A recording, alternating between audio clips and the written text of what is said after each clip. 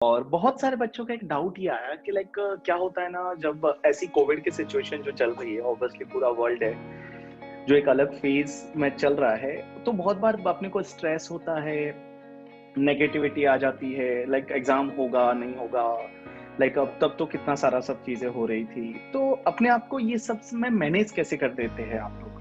कैसे आपने अपने आप को मैनेज किया इसमें? पहले तो जब कोविड आया तो ऐसा था कि आई बिलीव कि सीए स्टूडेंट्स की कंडीशन नहीं बदली थी। वो पहले से हाँ, भी लॉकडाउन में थे और लॉकडाउन होने के बाद भी लॉकडाउन में थे।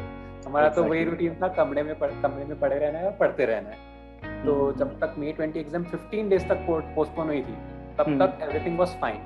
लेकिन जब वो पोस्टपोन का और फिर पोस्टपोन हुआ, फिर एक और बार पोस्टपोन हुआ, फिर कैंसिल हुआ, तो फिर पढ़ने से ज्यादा पढ़ना है कि नहीं ये डिसाइड करने में बहुत ज्यादा एफर्ट लग रहा था, बहुत ज्यादा चैलेंज लग रहा था।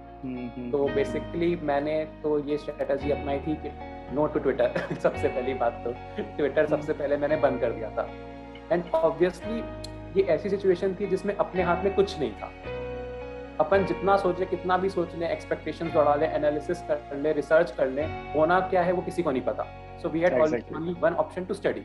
अब ऑब्वियसली ये सब इतनी सारी बातें होती है, न्यूज आती है, ये होती है, तो कंसंट्रेशन नहीं बनता। तो what I did was I reduce my study time और मैंने कुछ मिसलेनियस चीजें उठाना चालू की। Like I started exploring some of my passions in YouTube. मेरे को ट्रैकिंग का शौक है तो थोड़े बहुत वैसे वीडियोस देखना चालू किया। लेफ्ट हैंड से इनफैक्ट लिखना चालू किया मैंने। कुछ चीजें करती रही, साइकिलिंग चालू की मैंने। हाँ, तो बट मैंने अपने स्टडी आवर्स थोड़े से रिड्यूस किए, पढ़ना बंद तो कभी नहीं किया। राइट।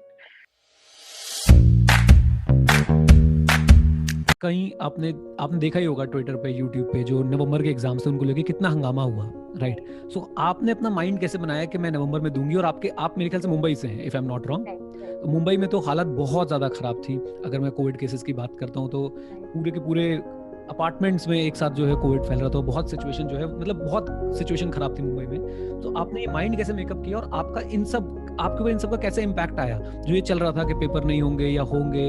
मैं जानना चाहूँगा इसके बारे में।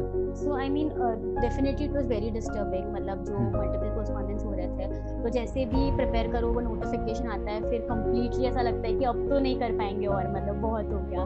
सो वो टाइम पे मैं ऐसा करती थी कि जब भी नोटिफिकेशन आता था I used to take a break of 3 days maybe and completely divert myself and not think about it और not let the negativity sink in कि नहीं हो रहा है। कम्प्लीटली डाइवर्ट करो, मूवीज देखो, ये सब करो, रिलैक्स करो और फिर 3 दिन के बाद वापस सोचो कि मैं अब तक इतना किया तो क्यों छोड़े लास्ट में। तो वो मोटिवेशन फिर से कैसे तो गैदर करके मॉम डैड ने भी बहुत मोटिवेट किया, बहुत मॉरल सपोर्ट दिया during this times.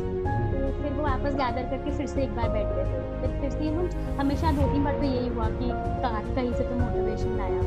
And no doubt कि बहुत टाइम्स ऐसे थे तो बहुत वो भी स्केप्टिकल था दिमाग में कि ऐसे टाइम्स पे देना है एग्जाम।